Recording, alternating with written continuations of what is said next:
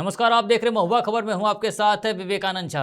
चलिए अब रुक करते बिहार झारखंड की तमाम बड़ी खबरों का और रुक करते सबसे पहले बिहार की सियासत से, जहां पर शिक्षा विभाग एक बार फिर विवादों के घेरे में है। यानी कि बिहार शिक्षा विभाग एक बार फिर विवादों के घेरे में आ गया है। नई सरकार के शिक्षा मंत्री मिथिलेश तिवारी कुर्सी संभालते ही 11 साल पुराने भ्रष्टाचार मामले को लेकर सुर्खियों में आ गए हैं। मंत्री पर सरकारी फंड के दुरुपयोग, धोखाधड़ी और फर्जी दस्तावेजों के जरिए घोटाले जैसे गंभीर आरोप लगे हैं। मामला मुजफ्फरपुर की निगरानी कोर्ट में लंबित है, जहां अगली सुनवाई होनी है। हैरानी की बात यह है कि शिक्षा विभाग पर यह शिक्षा विभाग में ही गबन का आरोप लगा, यानी कि शिक्षा मंत्री पर ही शिक्षा विभाग में गबन करने का आरोप लगा है। इस पर देखिए हमारी ये खास रिपोर्ट। मामले के मुताबिक यह विवाद गोपालगंज स्थित इंटर कॉलेज से जुड़ा है, जहां मिथिलेश तिवारी प्रबंधन समिति के अध्यक्ष थे। आरोप है कि सरकार से मिले करीब 50 लाख रुपए जो कर्मचारियों के वेतन के लिए थे, उनका गलत तरीके से उपयोग किया गया। आरोप में यह भी कहा गया है कि फर्जी दस्तावेज तैयार कर राशि का गबन किया गया। हैरानी की बात यह है कि यह गबन का आरोप शिक्षा विभाग में ही लगा है और मिथिलेश तिवारी वर्तमान में बिहार के शिक्षा मंत्री है। इस केस में भ्रष्टाचार निवारण अधिनियम और आईपीसी की कई गंभीर धाराएं लगाई गई है, जिनमें 420, 409, 467, 477 क्लॉज ए और 120 क्लॉज बी शामिल है। इन धाराओं में दोष सिद्ध होने पर कठोर सजा और यहां तक कि उम्र कैद तक का प्रावधान है। मामला 2015 में दर्ज हुआ था और अब तक गवाही के चरण में है। कोर्ट रिकॉर्ड के अनुसार इस मामले में चार्जशीट दाखिल की जा चुकी है और अब सुनवाई जारी है। मंत्री ने चुनावी हलफनामे में भी इस केस का उल्लेख किया है।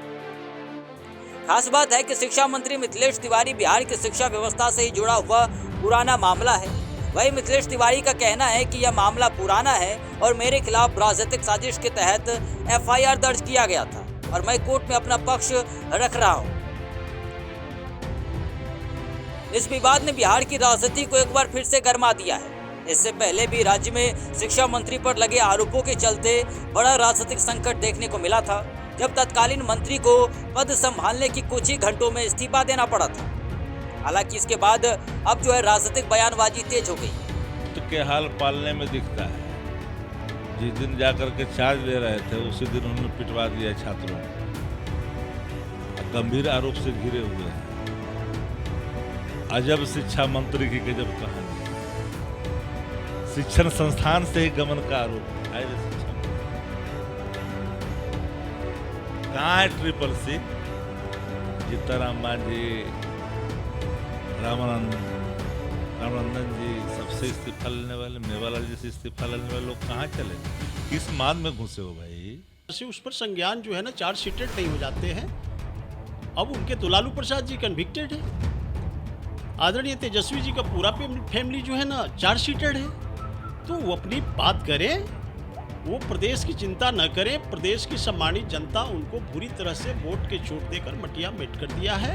अब बिहार की सम्मानित जनता का सोचने की ताकत एनडीए को दी है, जो हमारे आज डायनेमिक पर्सनालिटी बिहार के आदरणीय मुखिया सम्राट चौधरी जी को कंधे पर गया है रे भाई। और हमारे एजुकेशन मिनिस्टर माननीय मिथिलेश जी एकदम पढ़े लिखे डायनेमिक पर्सनालिटी है, और वैसे डायनेमिक पर्सनालिटी गलत नहीं कर सकते मेरे भाई। ये सारी की सारी चीज़ें बेबुनियाद बातें हैं। विपक्षी के पास कोई मुद्दा नहीं है, इसीलिए वो टिटही की तरह जो है ना ये गोरा लगा ले रहे हैं। अब सवाल ये है कि क्या यह पुराना मामला नई सरकार के लिए नई मुश्किलें खड़ी करेगा या फिर अदालत में मंत्री को राहत मिलेगी। महुआ खबर के लिए नोएडा डेस्क की रिपोर्ट। तो चलिए अब अगली खबर का रुख करते हैं। भोजपुर बक्सर एमएलसी उपचुनाव में राजद प्रत्याशी सोनू राय की जीत के बाद राष्ट्रीय कार्यकारी अध्यक्ष तेजस्वी यादव ने कार्यकर्ताओं, मतदाताओं और नेताओं को बधाई दी। उन्होंने कहा कि यह जीत जनता के भरोसे की जीत है। तेजस्वी यादव ने एक बार फिर ईवीएम की जगह बैलेट पेपर से चुनाव कराने की मांग उठाई है। उन्होंने आरोप लगाया कि मशीन प्रणाली पर सवाल उठते रहे हैं और बैलेट से अधिक पारदर्शिता संभव है। साथ ही उन्होंने मतगणना प्रक्रिया और परिणाम घोषणा में देरी पर भी सवाल खड़े किए। तेजस्वी यादव ने दावा किया कि बैलेट से पहले भी बेहतर नतीजे मिले थे। नमस्कार। बक्सर भोजपुर एमएलसी उपचुनाव में राष्ट्रीय जनता दल के हमारे जो प्रत्याशी भाई सोनू राय जी की भारी मतों से जीत हुई है। एनडीए को करारा हार का सामना करना पड़ा है। मैं अपने दल के सभी नेताओं को, कार्यकर्ताओं को, मतदाताओं को शुभकामनाएं और बधाई देता हूं। आप सब लोग जानते हैं कि ये चुनाव जो है बैलेट पे चुनाव हुआ है, और अगर बैलेट पे चुनाव होगा तो बीजेपी जो है कहीं टिकने वाली नहीं है, एनडीए कहीं भी टिकने वाला नहीं है। आप सब लोगों को पता होगा कि जब बैलेट पे बिहार विधानसभा की गिनती हुई थी, जो अभी विधानसभा का चुनाव खत्म हुआ, राष्ट्रीय जनता दल और महागठबंधन के प्रत्याशी लगभग 150 से भी ज़्यादा सीटों पर। वहीं दिल्ली में एक महिला के साथ चलती स्लीपर बस में कथित दुष्कर्म का गंभीर मामला सामने आया है। पीड़िता ने किसी तरह पुलिस को फोन कर पूरी घटना की जानकारी दी, जिसके बाद रानीबाग थाना पुलिस ने तत्काल कार्रवाई शुरू की। सीसीटीवी फुटेज की मदद से पुलिस ने बस की पहचान की और उसे जब्त कर लिया। मामले में बस के ड्राइवर और कंडक्टर को गिरफ्तार कर कोर्ट में पेश किया गया है, जहां से उन्हें न्यायिक हिरासत में भेज दिया गया है। पुलिस के अनुसार पीड़िता 11 मई की रात काम से घर लौट रही थी। उसके बाद शुरुआती जांच में जो सामने आया है कि आरोपी उसे बस में जबरन ले गए और वारदात को अंजाम दिया। बस बिहार रजिस्ट्रेशन की बताई जा रही है, जो दिल्ली बिहार रूट पर चलती है। पुलिस ने भारतीय न्याय संहिता धाराओं में मामला दर्ज कर जांच तेज कर दी है। फॉरेंसिक टीम भी जांच में जुटी हुई। वहीं भागलपुर के नगर परिषद सुल्तानगंज में हुए हत्याकांड के बाद राजनीतिक हलचल तेज हो गई है। घटना में नगर सभापति राजकुमार गुड्डू की मौत के 6 दिन बाद पूर्णिया के सांसद पप्पू यादव उनके आवास पर पहुंचे। उन्होंने दिवंगत के चित्र पर पुष्पांजलि अर्पित कर श्रद्धांजलि दी और परिजनों से मुलाकात कर घटना की पूरी जानकारी ली। सांसद पप्पू यादव ने इस हत्याकांड को बेहद दुखद बताते हुए कहा कि सुल्तानगंज में अपराधियों का बोलबाला है। उन्होंने आरोप लगाया कि सरकार अपराधियों को संरक्षण दे रही है और कुछ नेताओं के साथ अपराधियों की तस्वीरें सामने आना गंभीर चिंता का विषय है। पप्पू यादव ने मांग की है कि ऐसे मामलों में स्पीडी ट्रायल चलाकर दोषियों को कठोर सजा, यहां तक कि फांसी दी जानी चाहिए। उन्होंने कहा कि कानून व्यवस्था को सख्त किए बिना ऐसे अपराधों पर रोक संभव नहीं है। मौके पर बड़ी संख्या में कार्यकर्ता मौजूद रहे।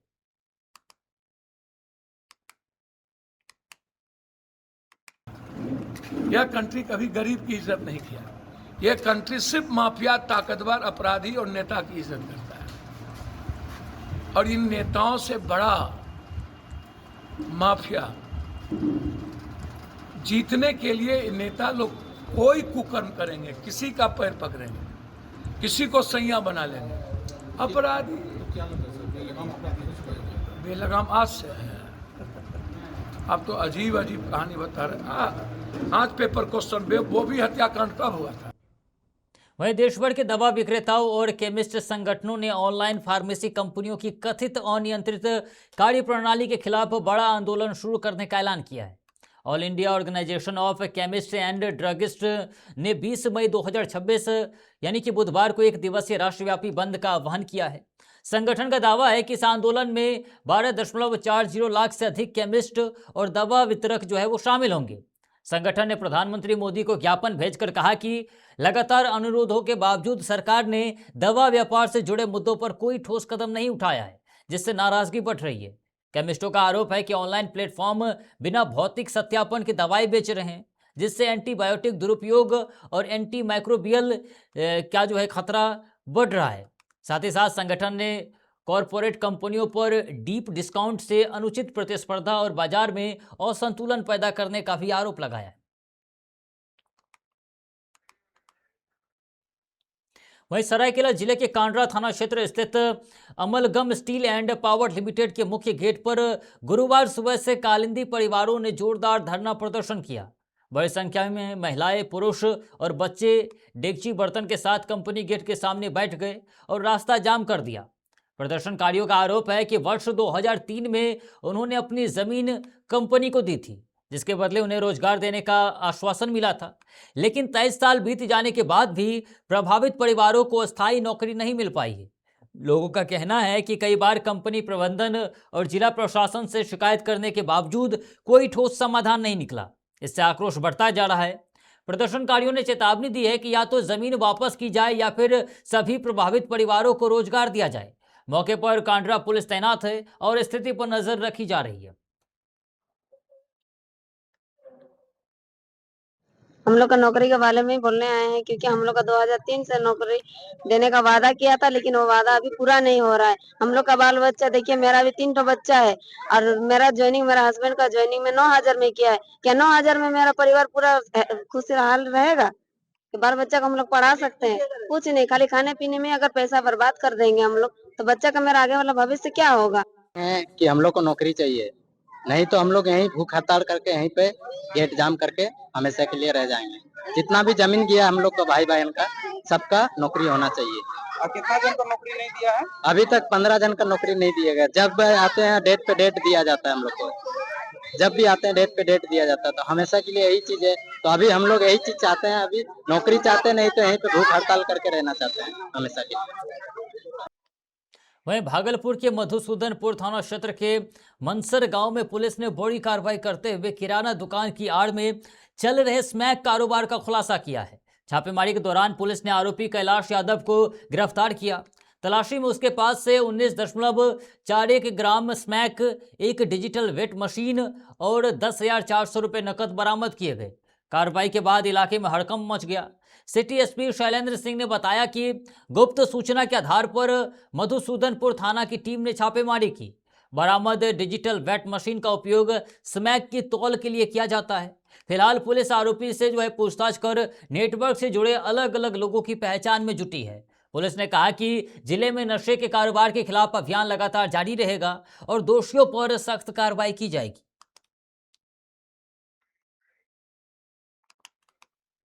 वहीं पटना जिले के बाढ़ अनुमंडल के मेलकीपुर गांव में पशुपालन लोन दिलाने के नाम पर कथित ठगी का मामला सामने आया है। ग्रामीणों का आरोप है कि आकृति फाइनेंस प्राइवेट लिमिटेड से जुड़े कुछ लोग घर घर जाकर 2 लाख रुपए तक का लोन दिलाने का झांसा दे रहे हैं। इसके बदले करीब 60 से 70 ग्रामीण से 5-5 हजार रुपये जमा कराए गए और आधार कार्ड, फोटो सहित जरूरी दस्तावेज भी लिए गए। पीड़ितों ने के अनुसार तय समय पर जब वे कंपनी के बताए कार्यालय पहुंचे तो वहां ताला लटका मिला। संबंधित लोगों के मोबाइल फोन भी बंद थे। इसके बाद ग्रामीणों में आक्रोश फैल गया और मौके पर हंगामा शुरू हो गया। सूचना मिलने पर पुलिस पहुंची और मामले की जांच शुरू की। कमरा किराए पर देने वाले व्यक्ति ने बताया कि 2 युवक कुछ दिन पहले ऑफिस खोलने के नाम पर कमरा लेकर आए थे और इसके बाद फिर यहां से फरार हो गए।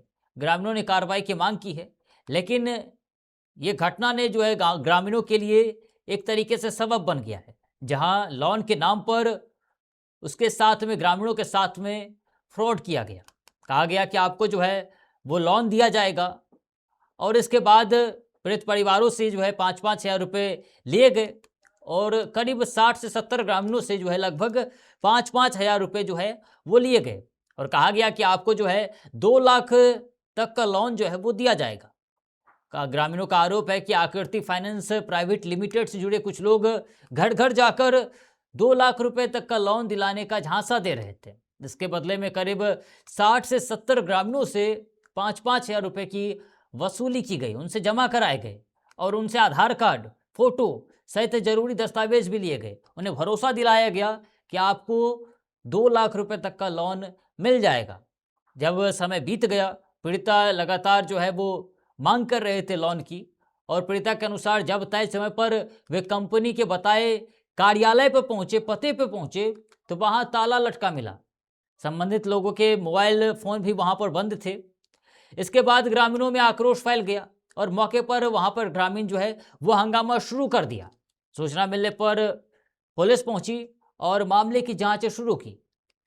मामले में जांच शुरू करने के बाद कमरा किराए पर देने वाले व्यक्ति ने बताया कि 2 युवक कुछ दिन पहले ऑफिस खोलने के नाम पर कमरा यहां पर लिए थे और फिर यहां से फरार हो गए। ग्रामीणों ने कार्रवाई की मांग की। वहीं भागलपुर की लाइफलाइन माने जाने वाली विक्रमशिला सेतु पर यातायात बहाल करने की दिशा में बड़ा कदम उठाया गया है। सेतु के क्षतिग्रस्त हिस्से पर अस्थायी बेली ब्रिज निर्माण कार्य शुरू हो चुका है। इसके लिए कोलकाता से सेना में उपयोग होने वाले मिलिट्री ग्रेड लोहे की भारी स्ट्रक्चर 3 ट्रकों से भागलपुर लाए गए। जिलाधिकारी डॉक्टर नवल किशोर चौधरी ने बताया कि करीब 34 मीटर के गैप पर सीमा सड़क संगठन यानी BRO की निगरानी में सैन्य मानकों के अनुसार निर्माण किया जा रहा है। प्रशासन के मुताबिक काम तेज गति से आगे बढ़ाया जा रहा है। बेली ब्रिज तैयार होने के बाद वन वे ट्रैफिक प्लान लागू किया जाएगा।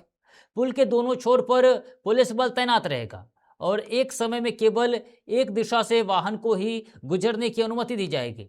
इस व्यवस्था से जाम पर नियंत्रण और आम लोगों को जल्द राहत मिलने की उम्मीद है। तो हजारों यात्रियों को जो है इससे जल्द राहत मिलेगी, क्योंकि लगातार विक्रमशिला सेतु पर जो है वो जाम की समस्या बनी रहती है। जब बीआरओ की तरफ से इस पुल पे जो है वो स्ट्रक्चर तैयार किया जाएगा तो उससे लोगों को काफी राहत मिलेगी। वहीं भागलपुर के पीरपैंती थर्मल पावर प्लांट क्षेत्र में पुनर्वास को लेकर गुरुवार को आदिवासी समाज के सैकड़ों लोगों ने मुख्य गेट जाम कर जोरदार प्रदर्शन किया। प्रदर्शनकारियों ने प्लांट प्रबंधन और प्रशासन के खिलाफ नारेबाजी करते हुए आरोप लगाया कि विस्थापित परिवारों के लिए बनाए जा रहे घर उनकी जरूरतों के अनुरूप नहीं है।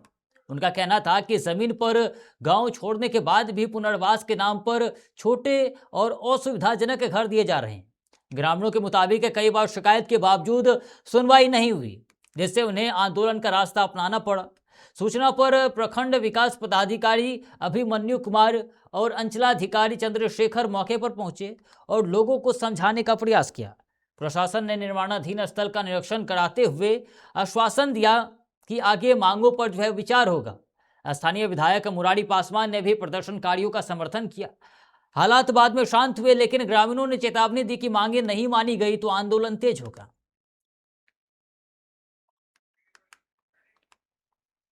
वहीं लखीसराय में बरसात के दौरान जलजमाव की समस्या से राहत दिलाने के लिए प्रशासन ने बड़ा अभियान शुरू किया है। डीएम शैलेंद्र कुमार के निर्देश पर नया बाजार स्थित एसपी आवास से लेकर कवैया थाना तक मानसिंघा पेन की उड़ाही और सफाई का कार्य कराया गया।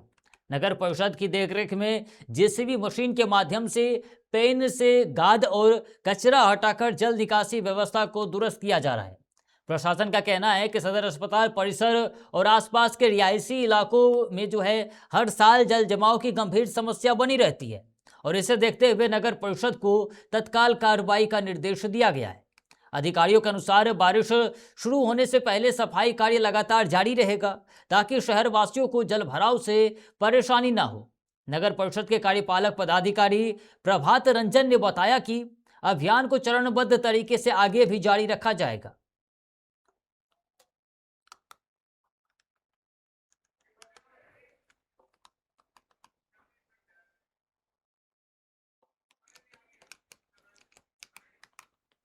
वहीं राजधानी पटना में आज शाम आपदा प्रबंधन को लेकर विशेष मॉक ड्रिल और ब्लैकआउट अभ्यास आयोजित किया गया। पटना जिलाधिकारी त्यागरंजन एसएम ने लोगों से अपील करते हुए कहा कि सभी नागरिक इस अभ्यास में प्रशासन का सहयोग करें। उन्होंने बताया कि यह मॉक ड्रिल हवाई हमले जैसी आपात स्थिति से बचाव और ये लोगों को जागरूक करने के उद्देश्य से आयोजित की जा रही है। प्रशासन के निर्देशानुसार शाम 7 बजे शहर के लोग अपने घरों, दुकानों और प्रतिष्ठानों की लाइटें बंद कर देंगे। सड़क पर चल रहे वाहन चालक भी गाड़ियों की सैटेलाइट और हेडलाइट बंद कर जहां से हैं वहीं पर रुकेंगे। प्रशासन ने स्पष्ट किया कि इस दौरान कुछ समय के लिए बिजली आपूर्ति भी बाधित रहेगी। होटल, अस्पताल और अलग अलग महत्वपूर्ण स्थानों को भी आवश्यक दिशा निर्देश जारी कर दिए गए हैं। जिलाधिकारी ने कहा है कि आपदा से प्रभावी तरीके से निपटने के लिए इस तरह के मॉक ड्रिल बेहद जरूरी है। तैयारी के लिए निरंतर मेंटल अलर्टनेस और तैयारी रहना चाहिए। जनता के बीच में, लोगों के बीच में एकजुट होकर के सभी आपदाओं को हम लोग सामना करें, उस उद्देश्य से ऐसे अभ्यास पुनः आयोजित किया जा रहा है। इस अवधि में 15 मिनट की अवधि 7 बजे से 7:15 बजे के बीच में बिजली कटी रहेगी। सायरन बजेगा कुछ जगहों में, और जैसे ही बिजली कटेगी मैं जनता से भी अनुरोध करता हूँ अपने घर, गोडाउन, दुकानों में इन्वर्टर, जनरेटर इत्यादि को भी बंद रखेंगे। होटल्स और हॉस्पिटल्स को निर्देशित किया गया है कि वो अपने ब्लैक कर्टन। वहीं पटना के मुसल्लपुर हाट बाजार समिति क्षेत्र में संचालित जय श्याम ग्रुप ऑफ एजुकेशन पर छात्रों के कथित जो है वो रूप से करोड़ों रुपए ठगी करने का आरोप लगा है और कहा जा रहा है कि इस दौरान जो है कथित रूप से करोड़ों रुपए ठगी कर फरार होने का आरोप लगाया गया है। छात्रों का कहना है कि संस्थान ने कोर्स, क्लास और प्लेसमेंट के नाम पर मोटी फीस वसूली, लेकिन अचानक सेंटर बंद कर संचालक गायब हो गए। घटना के बाद आक्रोशित छात्र सड़क पर उतर आए और हंगामा किया। छात्रों के मुताबिक एडमिशन के समय उज्जवल भविष्य का भरोसा दिया गया था।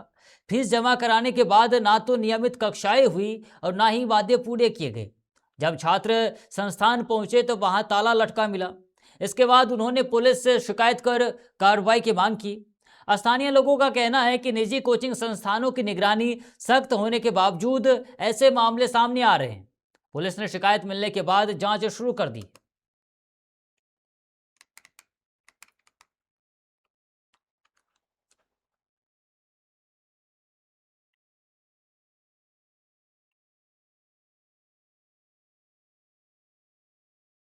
वहीं फीस लेकर संचालक के फरार होने का जो आरोप लगा है, छात्रों ने सड़क पर उतरकर इस दौरान हंगामा किया।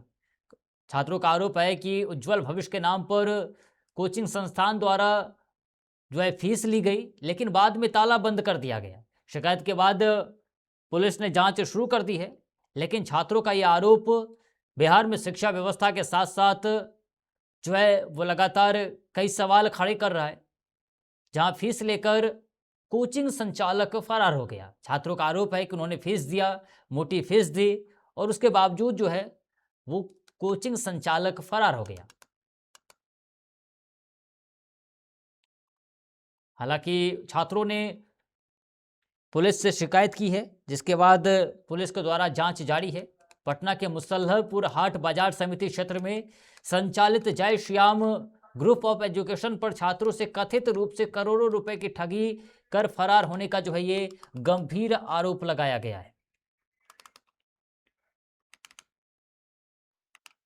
वहीं धनबाद के सराय ढेला थाना क्षेत्र में अपराधियों ने एक बार फिर दहशत फैलाने की कोशिश की है। वह एक सर्विस सेंटर परिसर में रहने वाले व्यवसायी सुरेंद्र अग्रवाल के आवास पर अज्ञात अपराधियों ने बम फेंक दिया। हालांकि गनीमत रही कि बम विस्फोट नहीं हुआ, जिससे एक बड़ा हादसा टल गया। घटना के बाद इलाके में अफरा तफरी और दहशत का माहौल बन गया। सूचना मिलते ही सराय ढेला थाना पुलिस मौके पर पहुंची और बम को अपने कब्जे में लेकर जांच शुरू कर दी है। पुलिस ने घर और आसपास लगे सीसीटीवी कैमरों की फुटेज खंगालनी शुरू कर दी है, ताकि आरोपियों की पहचान की जा सके। अभी थोड़ी देर पहले सुरेंद्र अग्रवाल जी का कि उनके पत्थर में किसी ने बम फेंका है। मैं आया हूँ, पुलिस भी पहुँची है थाना भी, कुछ बम टाइप का कुछ है, उसका जांच होने का है। सर आए हैं, बोल रहे हैं जब तक हम इसको लैब टेस्ट कराएंगे क्या है, क्या है। सीसीटीवी फुटेज में कुछ क्लियर आ नहीं रहा है, कोई आवाज़ भी हुआ नहीं, कुछ नहीं हुआ, तो इसके पुलिस जाँच करेगी। और अगर बम टाइप का चीज़ है तो इतना मुख्य सड़क पर इस प्रकार की घटना हो। वही बम के जानकारी मिला था। कितना बम? वो गेंदा आकार करके बम है उसमें। हम लोग कितना साल का बम का? बम वही मान के चलिए 300-400 ग्राम। नहीं होने सकते घर में उस समय कोई नहीं था। हम लोग घर में तो फिलहाल के लिए महुआ खबर के इस खास बुलेटिन में इतना ही। ऐसे तमाम खबरों के लिए देखते रहिए महुआ खबर। नमस्कार।